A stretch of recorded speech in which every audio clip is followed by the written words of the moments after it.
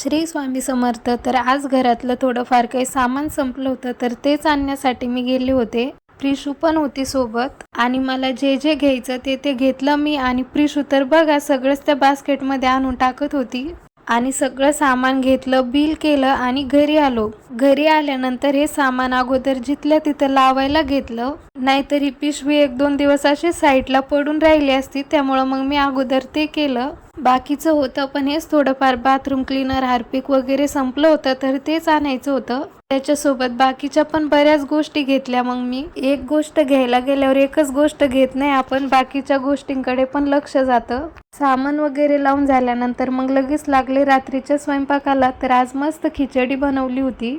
त्यासोबत मग थोडेसे कुरडई आणि पापड पण तळले होते आणि कुरडईची भाजी बनवली होती. आणि प्रिशूने रात्री तिच्या हाताने जेवण केलं. तर चला, असा होता आजचा दिवस. भेटूया नेक्स्ट व्लॉगमध्ये. तोपर्यंत बाय.